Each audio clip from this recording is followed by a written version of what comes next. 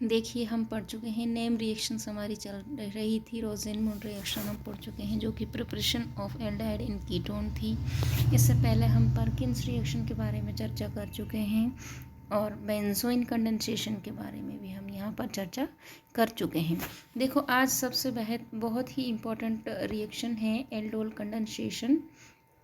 Aldol condensation इसे क्यों कहते हैं, किस लिए कहते हैं, और ये देखो रिएक्शन सबसे ज़्यादा इम्पोर्टेंट होती है बीएससी सेकेंड ईयर के हिसाब से। अगर हम देखें तो ये बहुत ही ज़्यादा ज़रूरी है।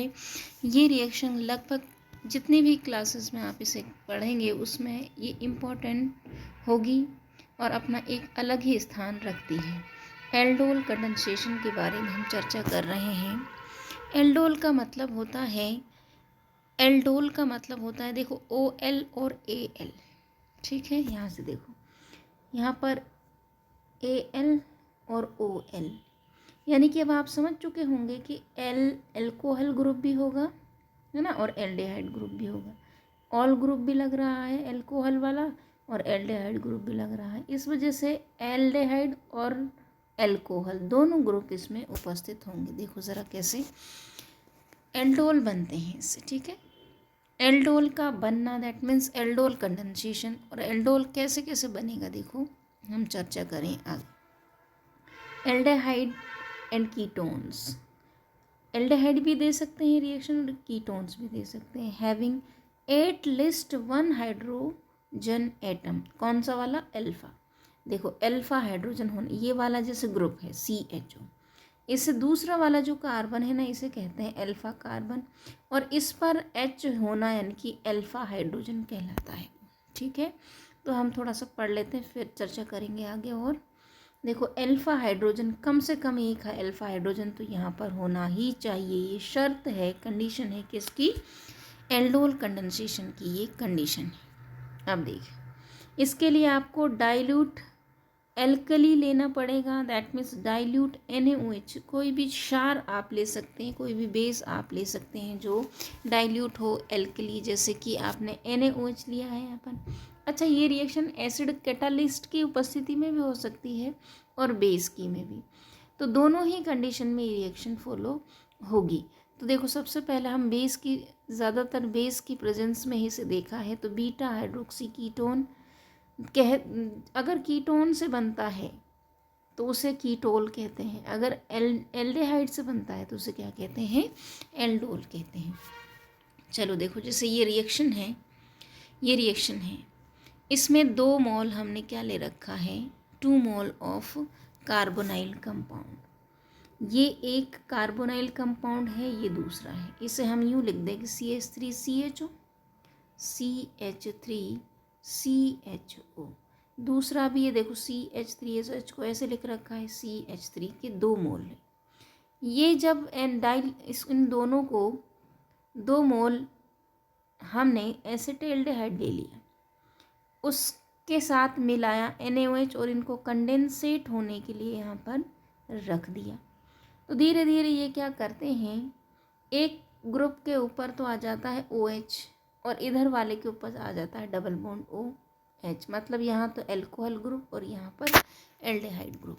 इस तरह से हम कहते हैं, देखो यहाँ पर देखो 1 2 3 4 4 कार्बन है और OH कौन से कार्बन पर जुड़ा हुआ है, यहाँ से देखो तीसरे पर, तो 3 हाइड्रोक्सी है ना, 3 हाइड्रोक्सी, कितने कार्बन टोटल, ब्यूटेन प्लस अल, तो 3 हाइड्रोक्सी ब्यूटेनल को हम क्या कह दिया, एल्डोल कह दिया। क्या कह दिया हमने, एल्डोल, क्योंकि यहाँ पर एल्कोहल ग्रुप भी है और यहाँ पर एल्डिहाइड ग्रुप भी है, इसलिए इसे एल्डोल। एल्डोल के बनने की वजह से इस रिएक्शन का नाम पड़ा एल्डोल कंडेंसेशन। अब अगर इस एल्डोल को आप हीट कर दें तो यहाँ से जल का निष्कासन हो जाएगा, H2 यहाँ से माइनस होगा, ठीक है। और फिर अल्फा बीटा अनसेचुरेटेड कंपाउंड्स यहाँ पर फॉर्म होते हैं। देखो ये अल्फा कार्बन, ये बीटा कार्बन, इन दोनों के बीच में है डबल बॉन्ड, इसलिए इन्हें अल्फा बीटा अनसेचुरेटेड क्या कह दिया हमने, कार्बोनाइल कंपाउंड कह दिया। देखो ये एल्डिहाइड 1 1 2 3 4 4 कार्बन है तो ब्यूट लिख दिया, दो पर कौन है, इन है, तो इन लिख दिया, और अल, ब्यूट टू इनल इसका नाम हो गया। अब देखो महत्वपूर्ण चीज़ देखो यहाँ पर इस बॉक्स के अंदर, name of aldehyde is derived from the name of two functional groups, aldehyde group और एल्कोहल ग्रुप, इन दोनों के नाम की वजह से इसका नाम यहाँ से पड़ा। चलो ऐसे ही अगर हम कीटोन ले लें तो वो भी इसी तरह से इस रिएक्शन को देंगे। अगर हमने कीटोन ले लिया तो देखो इसे हम ऐसे लिख देते हैं,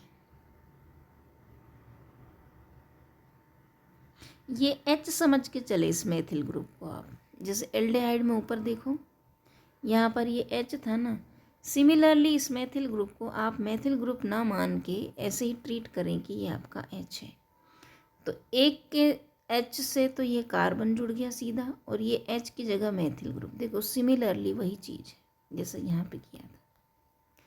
यहाँ तो ये H लगा हुआ है और वहाँ CH3 लगा हुआ होगा ये रहा। तो इसका नाम अगर हम देंगे तो कैसे दे देंगे, देखो इसका नाम अगर हम देंगे तो ऐसे दे लेंगे, देखो 1 2 3 है ना, 1 2 3 नहीं, यहाँ से देंगे 1 2 3 4 और ये 5 कार्बन है यहाँ पर। तो हमने देखा कि 4th कार्बन पर हाइड्रोक्सी भी लगा हुआ है और मेथिल ग्रुप भी लगा हुआ है, देखो तो 4 हाइड्रोक्सी 4 मेथिल, पेंट 5 के लिए कह रहे हैं, पेंट 2 पर कौन है, 2 पर कौन है, ऑन है, इस वजह से इसका नाम हो जाएगा 4 हाइड्रोक्सी 4 मेथिल पेंट 2 ऑन, यहाँ पर इसका नाम होगा। उसी तरह से आप जल का निष्कासन यहाँ से कर दीजिए, यहाँ से आप जल का निष्कासन कर देंगे, ये वाला है एक H तो इसका और एक OH इसका, तो ये यहाँ से पानी निकल गया और ये बनता है इस तरह का अनसेचुरेटेड कंपाउंड। अब एल्डोल कंडेंसेशन जो है ये तो हमने सीखा। एल्डोल कंडेंसेशन क्या है कि जब 2 मोल कोई भी कार्बोनाइल कंपाउंड, चाहे वो एल्डिहाइड हो चाहे वो कीटोन हो, तो अगर एक जैसे ही 2 के बीच में रिएक्शन होगी तो उसे सीधा सीधा सा एल्डोल कंडेंसेशन कहेंगे। किसकी प्रेजेंस में होगी, डाइल्यूट NaOH की प्रेजेंस में होगी। देखो ये रिएक्शन एसिड कैटालाइज्ड भी हो सकती है, लेकिन यहाँ पे हम ज़्यादातर जो बात करते हैं NaOH की करते हैं। पहले तो एल्डोल बना दो, फिर पानी निकाल दो तो अनसेचुरेटेड कंपाउंड बन जाएंगी। पहले कीटोल बना दो, फिर पानी निकाल दो, अनसेचुरेटेड। कीटोन से जो ओल बनता है, जिसमें कीटोन ग्रुप है और इसमें क्या है OH है, तो इसलिए इसे कीटोल कह दिया। ठीक है, इस तरह से इनका। अब देखते हैं वेरी इंपॉर्टेंट मैकेनिज़्म कैसे। देखो हमने रिएक्शन देख ली कि ऐसा करने से ये बनता है, लेकिन अब हम जो मेन चीज़ है उसके बारे में हम जानेंगे। देखो सबसे पहले जो बेस है ना अपना, वो स्ट्रॉन्ग बेस होता है। NaOH क्या है एक तरह से पूरी तरह से अपने आयन में डिसोसिएट हो जाता है, हो गया, एक प्लस बन गया, एक माइनस बन गया। अब यहाँ पर ये नाभिक इसने ही कहलाएगा और ये इलेक्ट्रॉन इसने ही, ये न्यूक्लियोफाइल और ये electrophile, you know, very good. अब सबसे पहले यहाँ पर ये जो नाभिक इसने ही होता है, ये जो नाभिक इसने ही होता है OH, ये किस पर अटैक करता है, ये एक एसिटाल्डिहाइड ग्रुप पर क्या करता है, एक एसिटाल्डिहाइड मॉलिक्यूल पर अटैक करता है और इसका अल्फ़ा H ये लेकर और -H2O के रूप में निकल जाता है। ठीक है, दरअसल ये नाभिक इसने ही अटैक हुआ यहाँ पर देखो, और ये इसे साथ में H को लेकर यहाँ से पानी बना के निकल गया। अब इस पे माइनस चार्ज आ गया, तो माइनस चार्ज इस पे आ गया तो ये क्या बन गया, अब ये न्यूक्लियोफाइल बन गया। तो इसके अंदर कुछ समय के लिए रेजोनेंस हो जाता है और ये स्टेबलाइज हो जाता है रेजोनेंस के थ्रू थोड़ी देर के लिए। ठीक है, इसे कहते हैं इनोलेट आयन। तो अगर आपसे कोई पूछे कि कंडेंसेशन में कौन सा आयन बनता है, कौन सा आयन दूसरे कार्बोनाइल कंपाउंड पर अटैक करता है, तो आपको कहना है इनोलेट आयन यहाँ पर बनता है। ये बहुत ही क्वेश्चन बन सकता है, इनोलेट आयन इंटरमीडिएट यहाँ पर ये फॉर्म हुआ, थोड़ी देर के लिए ये समझ के चलें कि इनोलेट आयन यहाँ बनता है। और इनोलेट आयन की आप थोड़ा सा शक्ल देख लें, ये इनोलेट आयन है। CH2 पर माइनस। Very good. चलो दूसरे स्टेप में ये इनोलेट आयन क्या है, नाभिक स्नेही माइनस है, क्योंकि फिर हम जानते हैं कि जो कार्बोनाइल कंपाउंड्स होते हैं उसका जो ये कार्बन होता है ये इलेक्ट्रोफिलिक नेचर का होता है, यानी कि अगर ऑक्सीजन का बॉन्ड ऊपर की तरफ जाएगा तो इस पर तो पॉजिटिव चार्ज आएगा ना, ठीक है, इस पर कैसा चार्ज आएगा, पॉजिटिव चार्ज आएगा, और ये है ही नेगेटिव, नेगेटिव पॉजिटिव एक दूसरे से क्या कर लेंगे, ये देखो ये बॉन्ड बन गया और यहाँ पर माइनस चार्ज चला गया। अब ये क्या बन गया, अब ये नाभिक स्नेही बन गया, मतलब इस पर माइनस चार्ज आ गया। अब ये माइनस चार्ज आ गया तो इसको कुछ प्लस चाहिए, क्योंकि इसको माइनस दे रखा है तो इसको अब क्या चाहिए, जो नहीं है वही इसको चाहिए, यानी कि इसको प्लस चाहिएगा, ठीक है।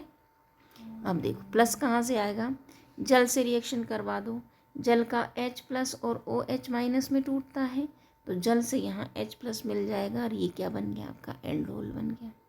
यहाँ पे OH जुड़ गया, ये CH, ये CH2 ऊपर हमने लिख रखा है। अब यहाँ से अगर निर्जलीकरण रिएक्शन करवाते हो आप तो इसको हीट कर दो, गर्म करने से पानी निकलता है, हमें पता है। तो यहाँ से देखो ये OH जो यहाँ पर था, देखो यहाँ से एक H गया तो OH माइनस बचा इसका, H प्लस और OH माइनस, तो ये OH माइनस यहाँ था।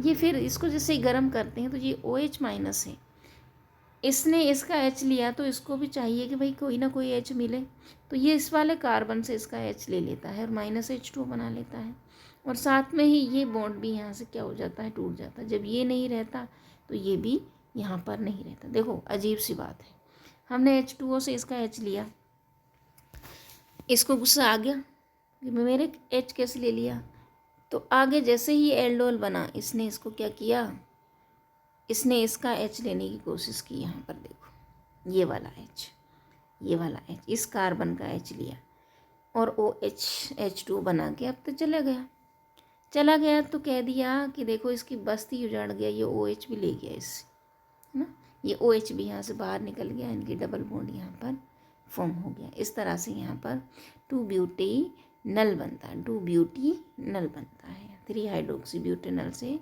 अनसेचुरेटेड कंपाउंड यहाँ पे फॉर्म हुआ। तो एक बार फिर से इसकी शक्ल देखते हैं हम वापस से। चलो देखो हमने क्या कहा, एल्डोल कंडेंसेशन में अल्फा H होना चाहिए। अल्फा H का मतलब होता है कि जो ये ग्रुप है, ये वाला ग्रुप है, ये वाला ग्रुप है, एल्डिहाइड ग्रुप है, इससे जो सेकंड वाला कार्बन है उसे अल्फा कार्बन कहते हैं, और उस पे जो H होते हैं उन्हें क्या कहते हैं, अल्फा H कहते हैं। अल्फा H होना चाहिए, तो अल्फा H होने की वजह से दोनों ग्रुप अल्कोहल और एल्डिहाइड ग्रुप यहाँ पे रहा, और पानी निकालने के लिए हमने इसे गर्म कर दिया, ठीक है, तो एक H2O निकल गया। अब हमने क्या देखी कि यहाँ पे मैकेनिज्म देखी, बेस की उपस्थिति में हो रही, तो NaOH हम जानते हैं कि स्ट्रॉन्ग बेस होता है। स्ट्रॉन्ग बेस होने की वजह से ये अपने आयंस प्रॉपरली डिसोसिएट हो जाते हैं, एक माइनस बन जाता है, एक प्लस। माइनस वाले को हम कहते हैं न्यूक्लियोफाइल।